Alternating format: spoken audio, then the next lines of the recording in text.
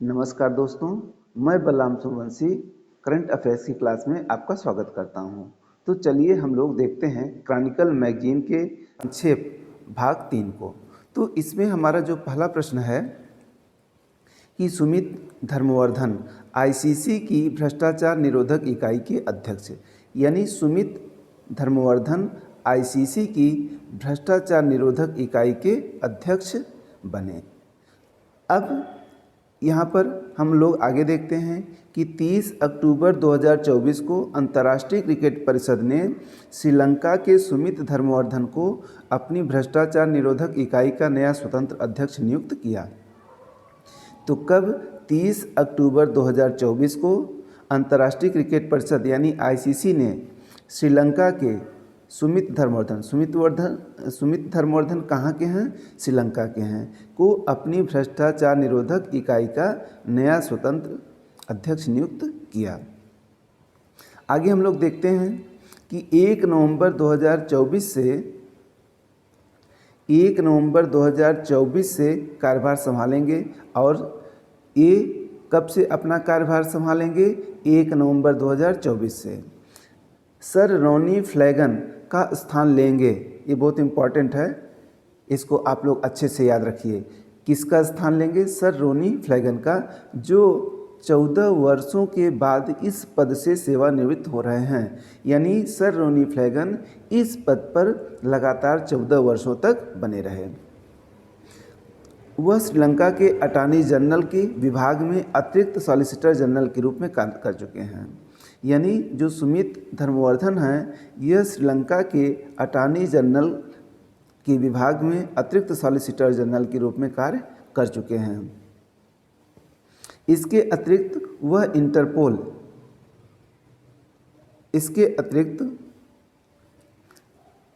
वह इंटरपोल और संयुक्त राष्ट्र मादक पदार्थ एवं अपराध में भी काम कर चुके हैं।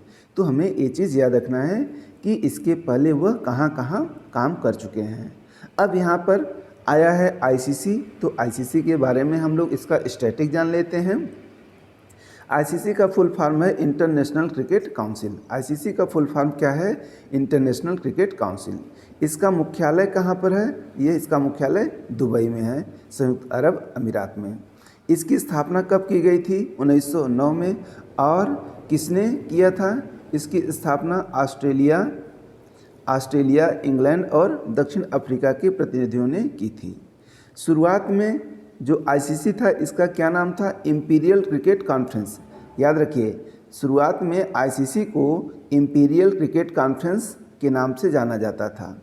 1965 में इसका नाम बदल करके अंतर्राष्ट्रीय क्रिकेट कॉन्फ्रेंस कर दिया गया। तो कब इसका नाम बदल करके अंतर्राष्ट्रीय क्रिकेट कॉन्फ्रेंस किया गया? 1965 में। अब आगे देखिए, 1989 में इसका नाम बदल करके इंटरनेशनल क्रिकेट काउंसिल कर दिया गया। इसका नाम बदल करके क्या कर दिया गया? इंटरनेशनल क्रिकेट काउंसिल कर दिया गया, जो वर्तमान में चल रहा है। आईसीसी में फिलहाल कितने सदस्य देश हैं? 108 सदस्य देश हैं। इनमें से 12 देश पूर्ण सदस्य हैं और 96 देश एसोसिएट सदस्य हैं। तो ये याद रखिए कि आईसीसी में 108 सदस्य देश हैं, जिसमें से 12 देश पूर्ण सदस्य हैं और 96 देश एसोसिएट सदस्य हैं। आईसीसी अंपायर और रेफरी की नियुक्ति भी करता है। तो जो क्रिकेट मैच होते हैं उसमें अंपायरों और रेफरीज की जो नियुक्ति होती है वह भी आईसीसी ही करता है। ठीक है, तो अब हम लोग इसमें इंटरपोल आया है, तो इंटरपोल के बारे में भी जान लेते हैं कि इंटरपोल क्या है। यह एक अंतर सरकारी संगठन है। इसका मुख्यालय फ्रांस के लियोन शहर में है। यह दुनिया भर में अपराध नियंत्रण और पुलिस सहयोग के लिए काम करता है। किसके लिए काम करता है? अपराध नियंत्रण और पुलिस सहयोग के लिए। इस 196 सदस्य देश हैं इंटरपोल के, और हर सदस्य देश में इंटरपोल का एक नेशनल सेंट्रल ब्यूरो, ठीक है, यानी एनसीबी होता है। हर देश में इंटरपोल का एक एनसीबी होता है। भारत की ओर से जो CBI है वह NCB के रूप में नामित है। तो याद रखिए, भारत में जो CBI है वह इंटरपोल के NCB में नामित है। इंटरपोल अपराधियों के बारे में जानकारी साझा करता है। इंटरपोल क्या करता है, जो अपराधी हैं उनके बारे में सहयोगी देशों, सदस्य देशों के साथ जानकारी साझा करता है और उन्हें पकड़ने के लिए नोटिस भी जारी करता है। तो अब यहाँ पे नोटिस जारी करता है, तो जान लीजिए इंटरपोल जो है वह कितने प्रकार की नोटिस जारी करता है, 7 तरह के नोटिस जारी करता है। जैसे red notice, yellow notice, blue notice, black notice, green notice, orange notice और पर्पल नोटिस। तो इंटरपोल इतने तरह की नोटिस जारी करता है। अब इसके बाद इसी में टर्म आया है कि संयुक्त राष्ट्र मादक पदार्थ एवं अपराध कार्यालय। तो संयुक्त राष्ट्र मादक पदार्थ और अपराध कार्यालय के बारे में हम लोग जान लेते हैं। ये यहाँ पे 2 बार टाइप हो गया है, कोई दिक्कत नहीं है। तो हम लोग इसके बारे में जान लेते हैं। अब थोड़ा सा इससे जानने से पहले एक हमारा रिक्वेस्ट है आप लोगों से कि यदि आपको हमारा यह वीडियो पसंद आए तो इसको लाइक और सब्सक्राइब कर लीजिए और जितने भी स्टडी रिलेटेड ग्रुप हैं वहाँ पर शेयर कर दीजिए। यह एक हमारा छोटा सा आपसे रिक्वेस्ट है, तो आप लोग हमारे इस रिक्वेस्ट पर ध्यान दीजिए और इतना काम अवश्य कर लीजिए। अब हम लोग जानते हैं कि अवैध जो हमारा संयुक्त राष्ट्र मादक पदार्थ एवं अपराध कार्यालय है, इसके बारे में हम लोग जानते हैं। तो यह हमारा क्या है, यह अवैध मादक पदार्थों और अंतर्राष्ट्रीय अपराधों से लड़ने के लिए काम करता है। यह संयुक्त राष्ट्र के महासचिव द्वारा स्थापित किया गया था। इसका मुख्यालय ऑस्ट्रिया के वियना में है और इसकी स्थापना कब की गई थी, 1997 में की गई थी। तो आप इसके बारे में याद रखिए। अगला हमारा पॉइंट है हर्षवर्धन अग्रवाल फिक्की के नए अध्यक्ष। हर्षवर्धन अग्रवाल फिक्की के नए अध्यक्ष। तो एक प्रश्न हमारा यहीं से बन जाता है कि फिक्की के नए अध्यक्ष कौन बने, हर्षवर्धन अग्रवाल। इमामी लिमिटेड के उपाध्यक्ष एवं प्रबंध निदेशक हर्षवर्धन अग्रवाल 2024-25 के लिए फिक्की के अध्यक्ष का पदभार संभाला। तो ये जो हर्षवर्धन अग्रवाल हैं इमामी लिमिटेड के उपाध्यक्ष एवं प्रबंध निदेशक हैं। इन्होंने 2024-25 सत्र के लिए फिक्की के अध्यक्ष का पदभार संभाला है। इन्होंने अनीश शाह की जगह ली। किसके स्थान पर नियुक्त हुए हैं, अनीश शाह, जो कि अभी रिटायर हो गए।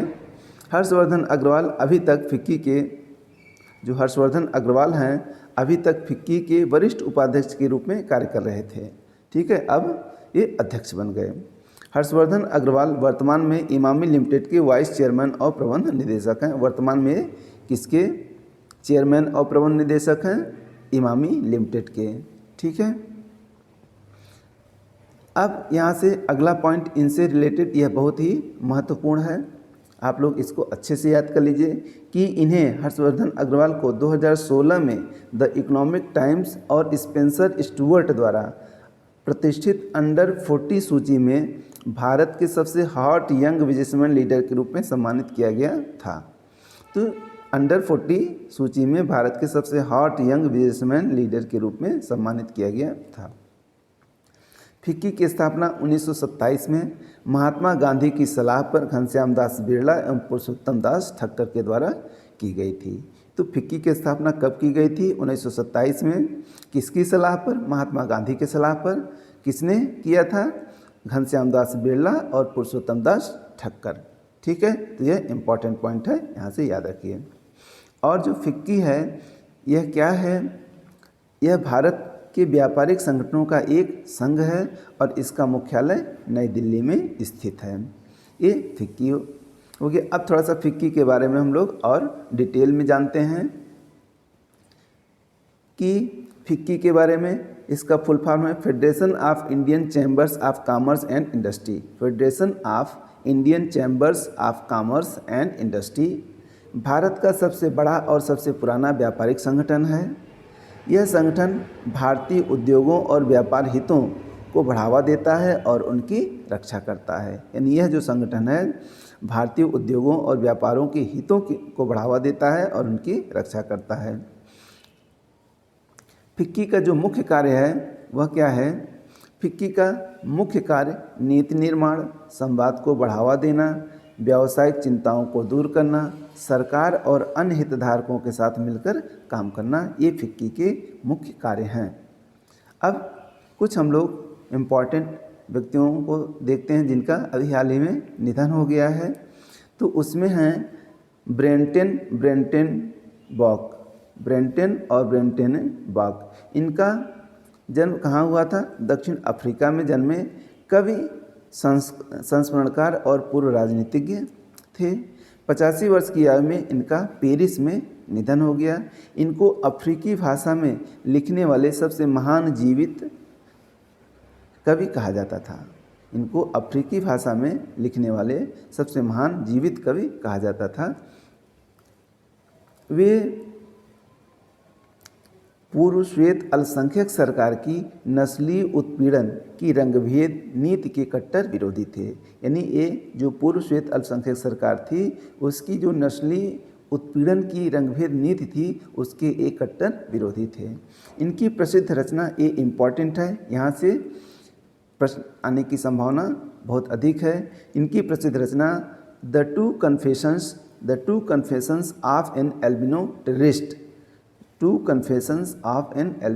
टेररिस्ट, यह 1985 में प्रकाशित हुई थी। विक्टोरिया जेल में बिताए 7 वर्षों का वर्णन इसमें इन्होंने किया है। तो यह याद रखिए, the two confessions of an albino terrorist किसकी रचना है? किसकी रचना है बताइए? अभी आप लोगों ने नाम देखा, ब्रेंटेन बॉक की ये रचना है। ठीक है, अब अगला व्यक्तित्व है बदरराव कमलाकर राव। ये प्रसिद्ध मृदंगम विद्वान थे। इनका आंध्र प्रदेश के राजमुंदरी में निधन हो गया। प्रसिद्ध मृदंगम कलाकार पलघाट मणि अय्यर, ये किसके शिष्य थे? प्रसिद्ध मृदंगम कलाकार पलघाट मणि अय्यर के शिष्य थे। 1999 में संगीत नाटक अकादमी पुरस्कार से सम्मानित किया गया। इनको संगीत नाटक अकादमी पुरस्कार से कब सम्मानित किया गया? 1999 में। मृदंगम क्या है? मृदंगम दक्षिण भारत के कर्नाटक संगीत में बजाया जाने वाला एक प्रकार का ढोल है। यानी मृदंगम क्या है? दक्षिण भारत के कर्नाटक संगीत में बजाया जाने वाला एक प्रकार का ढोल है। यह कोड़ी बैरल आकार में लकड़ी से बना होता, जिसकी रूपरेखा लंबे षड्भुज जैसी होती है। ठीक है, तो यह मृदंगम के बारे में आप जानिए। अगला व्यक्ति है पंडित रामनारायण मिश्र। इनका भी हाल ही में निधन हो गया। ये प्रतिष्ठित सारंगी वादक थे। रामनारायण मिश्र प्रतिष्ठित सारंगी वादक थे। 96 वर्ष की आयु में मुंबई में इनका निधन हो गया। पंडित रामनारायण एक प्रतिष्ठित हिंदुस्तानी संगीतकार थे। ये क्या थे? एक संगीतकार भी थे, जिन्हें पद्म विभूषण और संगीत नाटक अकादमी पुरस्कार सहित कई प्रतिष्ठित पुरस्कारों से सम्मानित भी किया गया था। इनका जन्म 25 दिसंबर 1927 को राजस्थान के उदयपुर स्थित अंबर नामक गांव में हुआ था। इन्होंने देखिए किन किन फिल्मों में अपना अद्वितीय योगदान किया। मुगल-ए-आजम, पाकीजा, ताजमहल, मिलन और कश्मीर की कली जैसी फिल्मों में उन्होंने अपने अद्वितीय संगीत का जादू बिखेरा। अगला है विवेक देवराय। इनका भी निधन हो गया। ये प्रधानमंत्री की आर्थिक सलाहकार परिषद के अध्यक्ष थे। 69 वर्ष की आयु में ही नई दिल्ली में इनका निधन हो गया। ये एक अर्थशास्त्री थे। वह 2015 में नीति आयोग के गठन से लेकर जून 2019 तक इसके पूर्णकालिक सदस्य भी थे। यानी विवेक देवराय 2015 में जो नीति आयोग का गठन किया गया था उससे गठन से लेकर 2019 तक इसके पूर्णकालिक सदस्य थे। उन्होंने कई किताबें, शोधपत्र और लोकप्रिय लेख भी लिखे। उन्होंने कानूनी सुधारों पर वित्त मंत्रालय कानूनी सुधारों पर वित्त मंत्रालय की यूएनडीपी परियोजना के निदेशक के रूप में भी कार्य किया। तो यानी ये जो वित्त मंत्रालय की यूएनडीपी परियोजना थी उसके निदेशक के रूप में भी काम किया। उन्होंने कई पुस्तकों का लेखन और संपादन किया, जिनमें कौन कौन सी पुस्तकें हैं हम लोग देख लेते हैं। जिनमें है रामायण है, महाभारत है, पुराणों, चारों वेदों और 11 उपनिषदों का अनुवाद शामिल है। 2015 में पद्मश्री और 2016 में यूएसए इंडिया बिजनेस समिट द्वारा लाइफ टाइम अचीवमेंट अवार्ड से सम्मानित किया गया था। तो यह याद रखिए कि इनको पद्मश्री पुरस्कार कब दिया गया था, 2015 में, और इनको यूएसए इंडिया बिजनेस समिट द्वारा लाइफ टाइम अचीवमेंट अवार्ड कब दिया गया था, 2016 में। ठीक है, तो इनसे रिलेटेड इतने फैक्ट रहे, आप इनको याद रखिए। यहाँ से एग्जाम में क्वेश्चन बनना संभावित है। अगला है न्यायमूर्ति के एस पुट्टुस्वामी। न्यायमूर्ति के एस पुट्टुस्वामी बहुत ही इम्पोर्टेंट व्यक्तित्व, आप इनको अच्छी तरह से इनके बारे में जान लीजिए, यहाँ से क्वेश्चन निश्चित रूप से आएगा। तो 28 अक्टूबर 2024 को कर्नाटक उच्च न्यायालय के पूर्व न्यायाधीश और निजता के अधिकार मामले में मुख्य याचिकाकर्ता की भूमिका निभाने वाले न्यायमूर्ति के एस पुट्टुस्वामी का 98 वर्ष की आयु में बेंगलुरु में निधन हो गया। तो ये इनका 28 अक्टूबर 2024 को निधन हुआ। ये कहाँ, कर्नाटक उच्च न्यायालय के न्यायाधीश थे और इन्होंने निजता के अधिकार मामले में मुख्य याचिकाकर्ता की भूमिका निभाई। न्यायमूर्ति के एस पुट्टुस्वामी ने 2017 में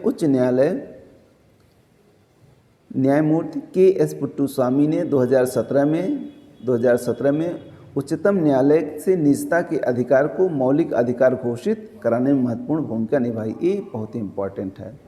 इन्होंने कब निजता के अधिकार को मौलिक अधिकार घोषित कराया, 2017 में।